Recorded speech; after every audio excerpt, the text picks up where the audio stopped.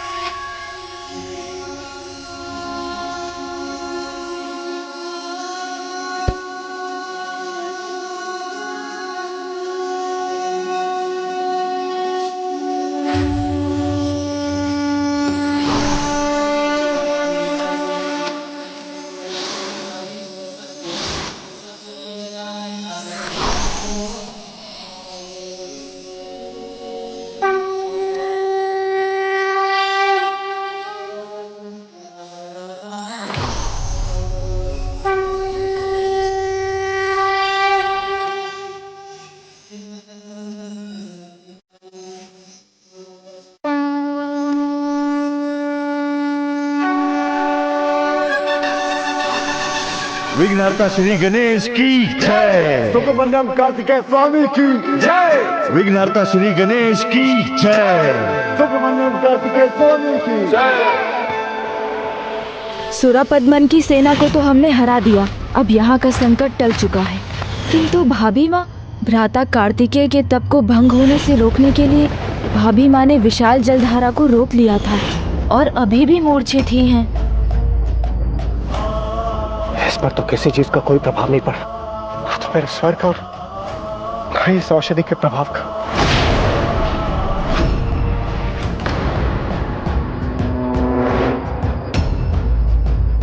सूर्योदय के होते देव सेनापति कुमार कार्तिकेय का 6ठे दिन का व्रत पूर्ण हो जाएगा।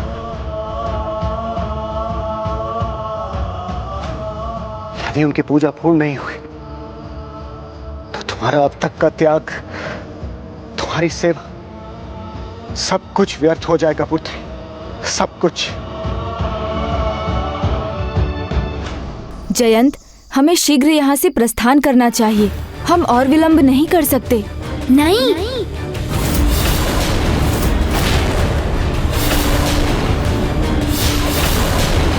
मुझे क्षमा करें प्रभु, अपने आराध्य स्वामी कार्तिकेय के दर्शन के लिए तो मैं भी लालायित हूँ, किंतु उसके लिए मैं यहाँ रहकर उनकी प्रतीक्षा करूँगा।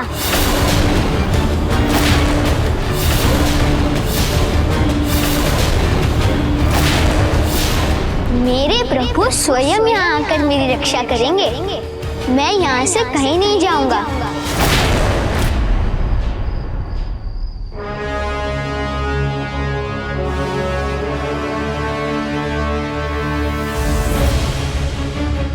कैसा सर्वनाश हो गया है। देवताओं को देखते देखते उसके मान के प्रतीक उन देवराज के पुत्र जिस जयंत को हर लाए थे,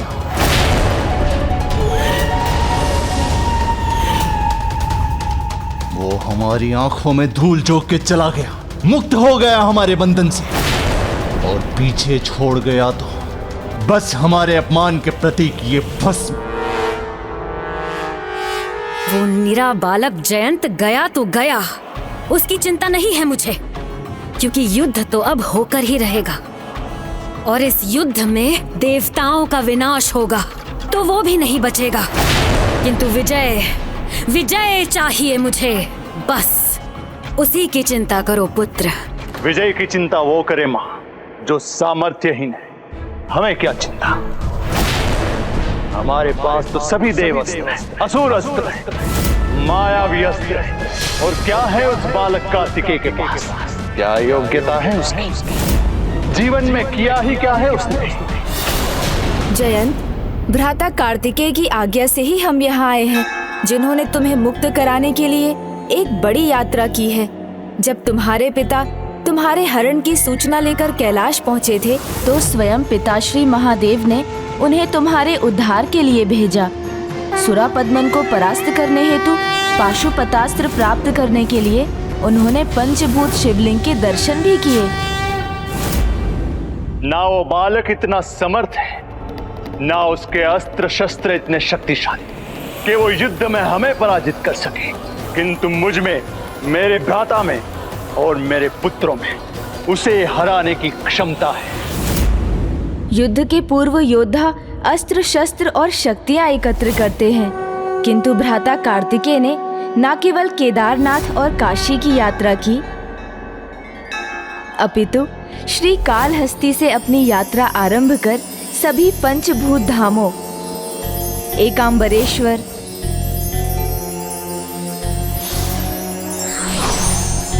अरुणाचलेश्वर,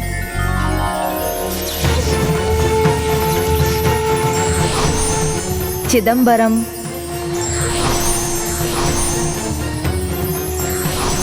और तिरुचिरापल्ली की यात्रा कर प्रभु महादेव के पंचभूत स्वरूपों का आशीष प्राप्त किया और अपनी ये यात्रा संपन्न की।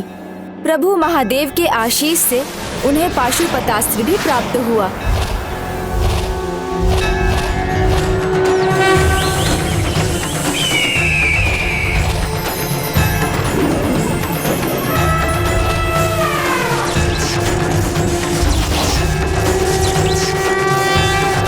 और अब उसके प्रयोग करने की क्षमता पाने के लिए वो 6 दिन के संयम व्रत में है।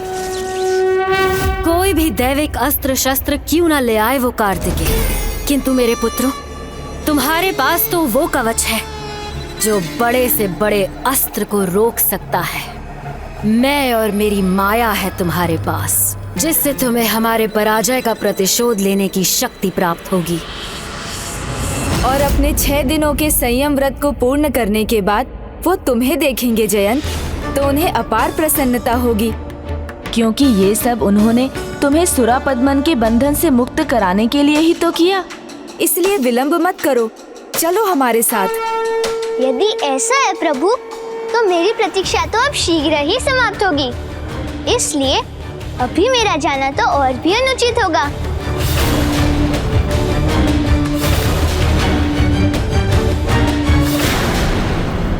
मैं अपने आराध्य प्रभु सुब्रमण्यम कार्तिकेय स्वामी की शपथ लेता हूँ, जब तक वो स्वयं यहाँ नहीं आएंगे, मैं यहाँ से नहीं जाऊँगा। जब तक वो स्वयं यहाँ नहीं आएंगे, मैं यहाँ से नहीं जाऊँगा।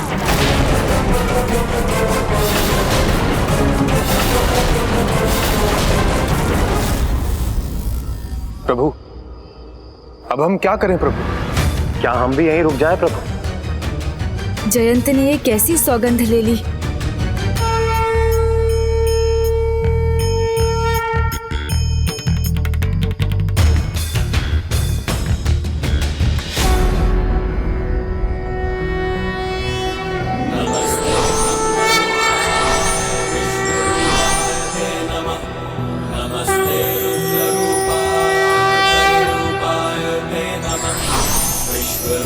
स्वरूपाय नमस्ते ब्रह्मचारिणे भक्तप्रियाय देवाय नमस्तुभ्यं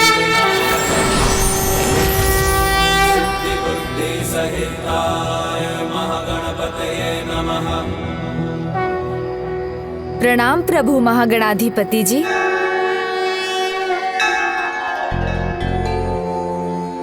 हे विघ्नहर्ता गणेश, जयंत को यहाँ से जाने के लिए विवश मत कीजिए, अन्यथा जो भी अभी तक हुआ है सब निरर्थक हो जाएगा, क्योंकि जयंत को मुक्त करवाना ही कुमार कार्तिकेय के यहाँ आने का एक विशेष उद्देश्य है। देवराज इंद्र का वचन स्मरण है ना आपको? मैं देवराज इंद्र ये घोषणा करता हूँ, जो भी महापराक्रमी योद्धा मेरे पुत्र को मेरे पास वापस लाएगा, मैं उसे अपनी पुत्री देवसेना के योग्य समझकर अपनी पुत्री का विवाह उससे करवाऊंगा। यही नियति है कि कुमार कार्तिकेय खुद यहाँ आकर धर्म की स्थापना करें। इसलिए इन घटनाओं का संबंध कुमार कार्तिकेय के विवाह से भी है, ये मत भूलिए आप। हाँ, उचित ही तो है।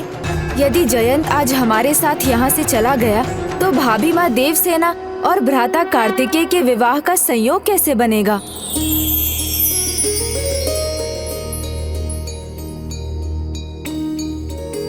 क्या है सत्य है प्रभु? दीदी देवसेना और प्रभु कार्तिकेय का विवाह होगा?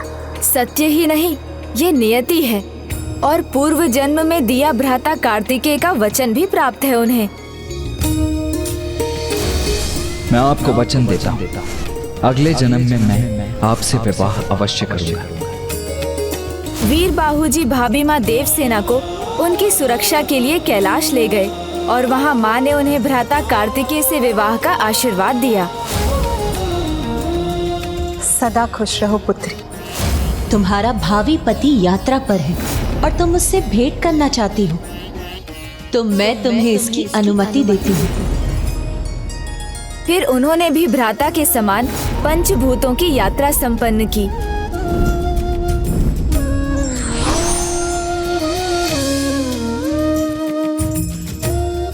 और वहीं पहुंच गईं, जहां भ्राता कार्तिकेय इस समय संयम व्रत में लीन है। अर्थात दीदी और प्रभु दोनों का दिव्य मिलन होगा, उनका विवाह होगा, तब तो मेरी प्रतीक्षा सार्थक है। हाँ जयंत, किंतु मुझे ऐसा आभास हो रहा है जैसे तुम्हारी दीदी किसी संकट में है। पुत्री, उठो पुत्री। प्रभु, तो आपसे मेरी विनती है, शीघ्र जाकर मेरी दीदी की सहायता कीजिए, मेरी चिंता त्याग दीजिए। उन्होंने अब तक मेरी रक्षा की है। प्रभु कार्तिकेय मेरा कोई अहित नहीं होने देंगे, वो मेरी रक्षा करने अवश्य आएंगे। धन्य हो तुम जयंत, धन्य है तुम्हारी अटूट भक्ति।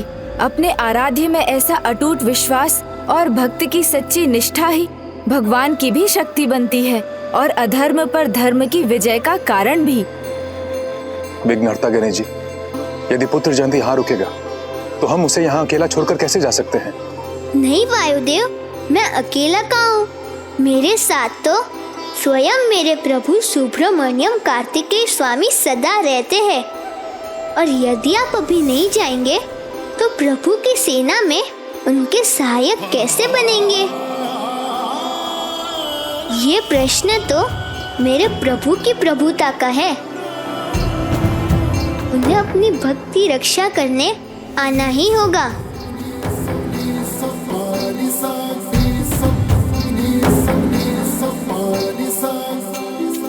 तुम्हारी भक्ति अनुपम है, श्रेष्ठम है।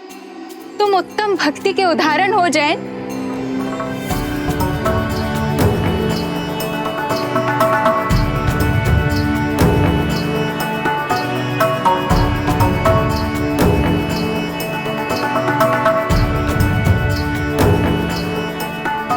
आप सभी को मेरा प्रणाम। और हे विघ्नहर्ता गणेश जी, आपसे मेरी एक अनुरोध है, मेरे प्रभु तक अपने इस भक्त का प्रणाम अवश्य पहुंचा दीजिएगा। अवश्य। और तुम यहाँ जयंत की रक्षा करना अजामुखी।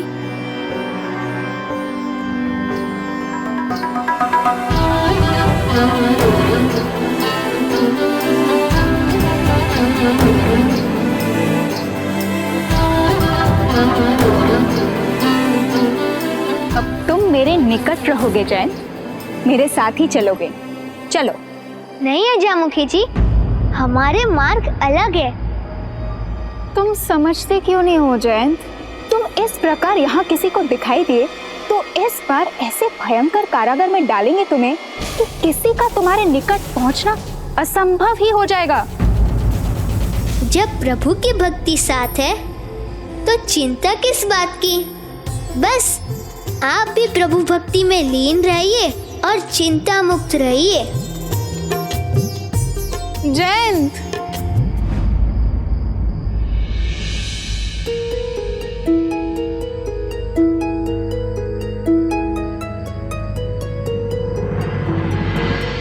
सूर्योदय हो रहा है और पुत्री देवसेना अभी भी मूर्छित है। यदि ऐसा ही रहा तो बहुत बड़ा अनर्थ हो जाएगा। इस प्रकार तो देव सेनापति कुमार कार्तिकेय की अंतिम दिवस की पूजा पूर्ण नहीं हो पाएगी, उनकी ये यात्रा असफल हो जाएगी। उनका व्रत भंग हो जाएगा और मेरी पुत्री देवसेना की, उसकी सेवा, उसकी निष्ठा, सब कुछ व्यर्थ हो जाएगा। कदापि नहीं, मेरे रहते ऐसा कदापि नहीं होगा देवराज। गणेश जी। प्रभु! प्रथम पूज्य गणेश जी, देखिए ना ये मेरी पुत्री को क्या हो गया। ये मूर्छा से बाहर ही नहीं आ रही। कुछ कीजिए गणेश जी, कुछ कीजिए। जिन्होंने भक्ति और सेवा भाव की सर्वोच्च परीक्षा में सफलता प्राप्त की है, उन्हें भला कुछ कैसे हो सकता है? इनकी मूर्छा तो अभी भंग हो जाएगी। जैसे ही आशीर्वाद स्वरूप इन्हें अपने स्वामी की चरण रज प्राप्त होगी।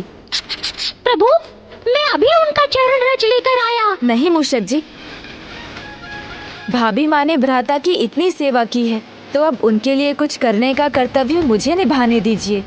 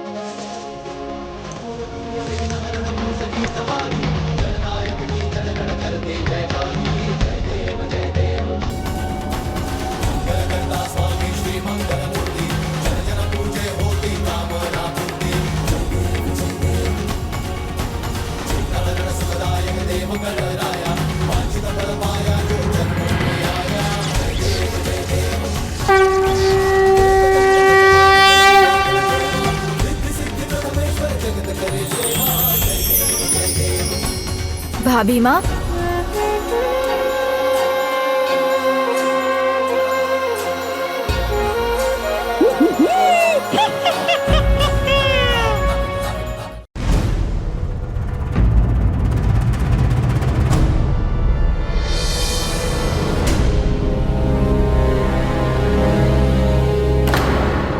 ये मैं यहाँ क्यों हूँ?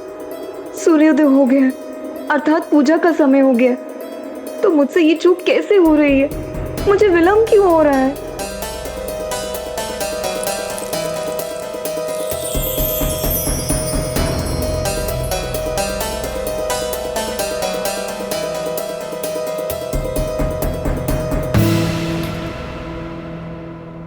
पुत्री देवसेना, पुत्री, पुत्री।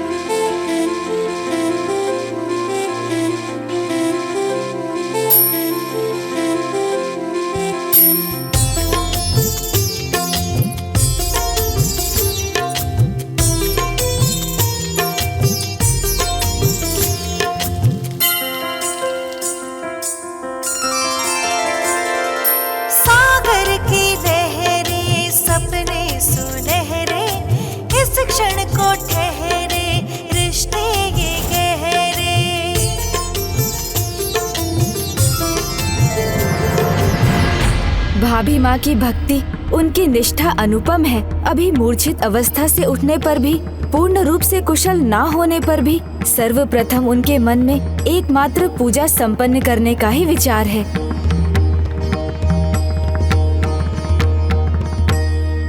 पुत्री देवसेना की स्थिति तो अब नियंत्रण में है, किंतु पुत्र जयंत, वीर बाहु, आप तो मेरे पुत्र की रक्षा करने के लिए, उसे वापस लाने के लिए गए थे ना? पुत्र, कहाँ है मेरा पुत्र? अग्निदेव,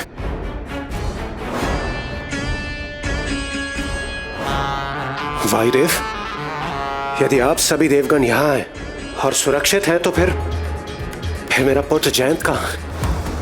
उत्तर दीजिए देवगण, कहाँ है मेरा पुत्र? वहां तो स्वयं प्रभु कार्तिकेय की भक्ति में रम गए हैं, इसलिए उनकी तो कदापि चिंता ना करेंगे देव। आपकी पुत्री के समान वो भी परम भक्त है और अपनी भक्ति को सिद्ध करने के लिए उसने वहीं रुकने का चुनाव किया है। ये सब उस बालक जयंत के कारण हुआ है। यदि वो फिर मेरे सामने आए तो उसे कीट के समान मसल के रख दूंगा। प्रभु सुब्रमण्यम कार्तिकेय स्वामी की जय। विघ्नहर्ता श्री गणेश की जय। प्रभु सुब्रमण्यम कार्तिकेय स्वामी की जय।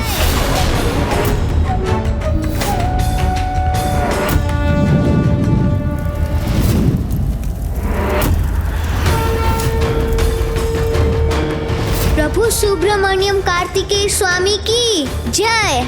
विघ्नहर्ता श्री गणेश की जय। तुम यहाँ?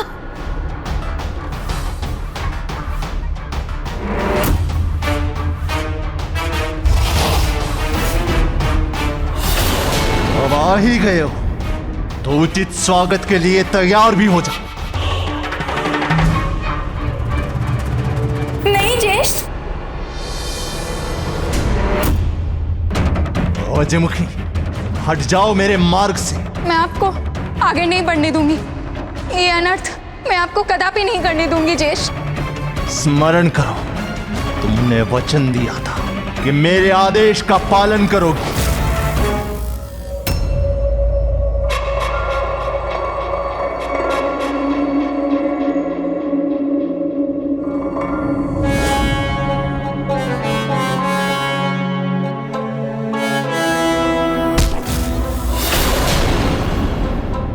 दंड बालक, यहां पे लौटने का दुस्साहस कैसे किया? उत्तर दो मुझे।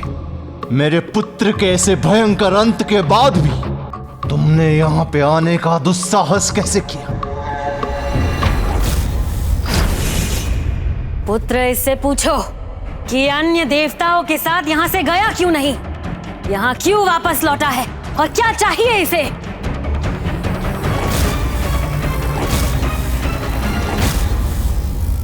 कदाचित इसका प्रभु इससे तनिक भी स्नेह नहीं करता, इसकी मृत्यु चाहता है, इसीलिए इसे यहाँ छोड़ गए। नहीं, उन्होंने नहीं छोड़ा मुझे।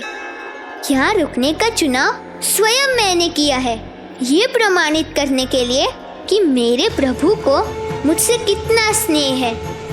क्योंकि मुझे विश्वास है कि यहाँ महेंद्रपुरी में धर्म की शक्ति को स्थापित करने तथा अधर्म का नाश करने और मुझे यहाँ से मुक्त कराने स्वयं मेरे प्रभु सुब्रमण्यम कार्तिकेय स्वामी विघ्नहर्ता श्री गणेश के साथ शीघ्र यहाँ आएंगे। वो बालक आएगा यहाँ? और क्या कहा तुमने? किसके साथ आएगा? उनके भ्राता गजानन श्री गणेश जी के साथ।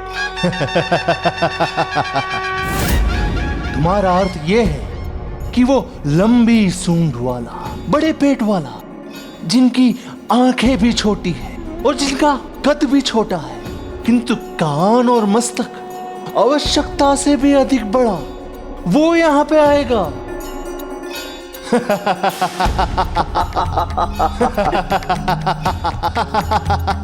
जिनका आप उपहास कर रहे हैं, कदाचित आपने उनको ध्यान से न देखा है न पहचाना है, जबकि आपके नेत्र तो बहुत बड़े बड़े हैं।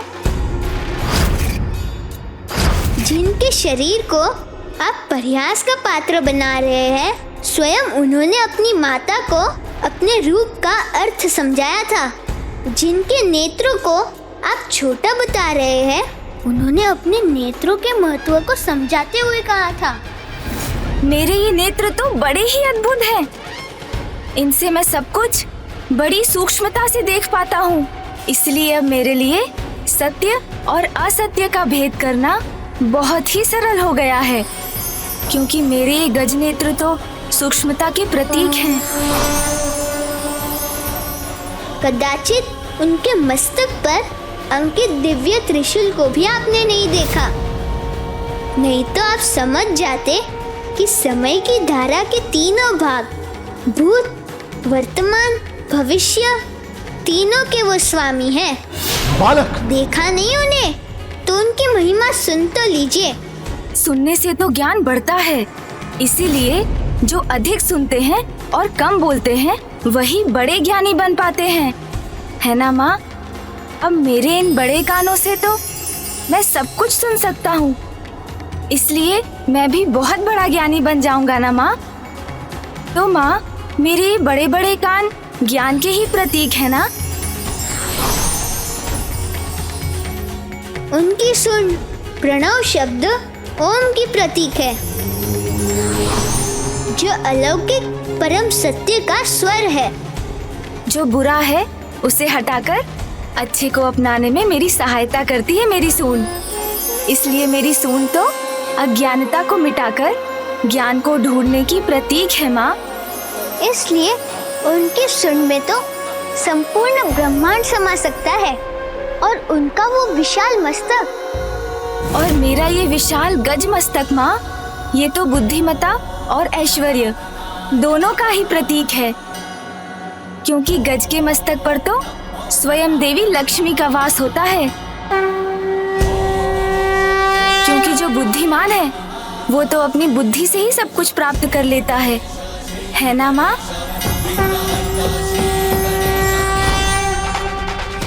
उनकी चतुर्भुजाई, मनसा, बुद्धि, अहंकार, चित्त रूपी सूक्ष्म गुणों की और उनकी परम पवित्र चेतना के साथ इन गुणों को हमारे भीतर जागृत करने का माध्यम है।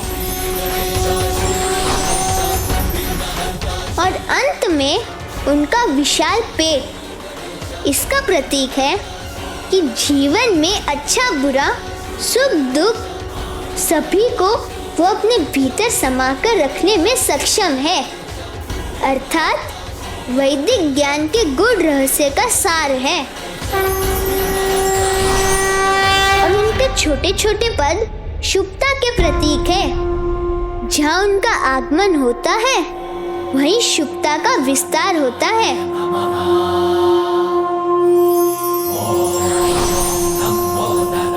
ये है प्रभु श्री गणेश जी की महिमा का परिचय, जो परम ब्रह्म श्री महागणाधिपति जी के अवतार है।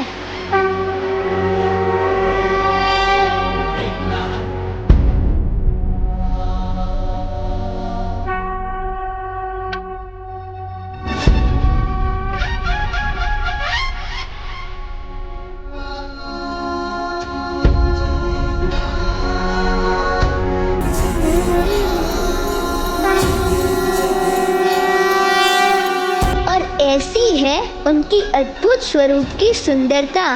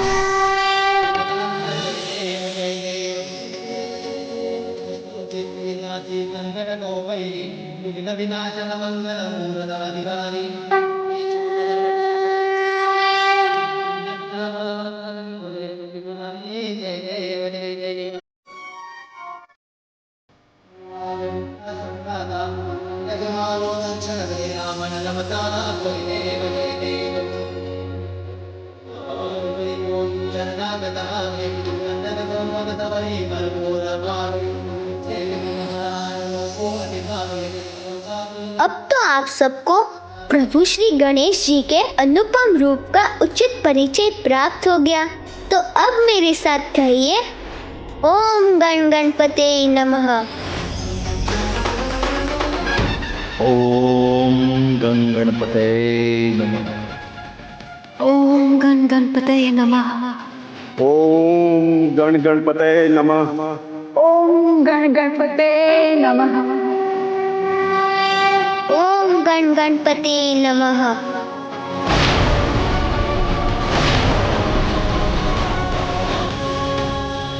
ओम गण गणपते नमः। ओम गण गणपते नमः।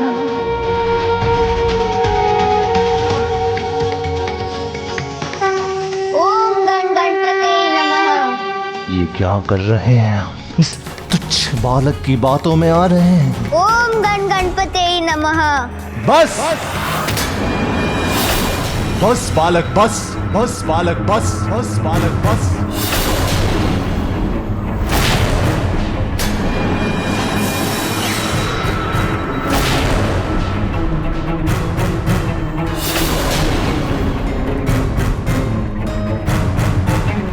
तुम कहते हो कि परम ब्रह्म है वो, जिनके ऊपर संपूर्ण संसार का भार है, तो क्या उनके पास इतना समय है कि तुम्हारे जैसे तुच्छ कीड़ की प्रार्थना सुनकर, तुम्हारी पुकार सुनकर तुम्हारे रक्षा करने के लिए आएंगे? हाँ, वो अवश्य सुनेंगे मेरी पुकार। उनसे किसी का भेद नहीं छिपा, चाहे वो देवलोकवासी हो या साधारण धरतीवासी, जीव बड़ा हो या छोटा, सब उनके लिए समान है। इसलिए वो मेरी भी पुकार सुनेंगे, जैसे उन्होंने एक मेंढक दंपति की सुनी थी, और प्रभु का नाम लेने मात्र से उन दोनों का उद्धार भी हुआ। ये मात्र कथा नहीं, प्रभु श्री गणेश जी की लीला है। और अब मैं आपको वही कथा सुनाने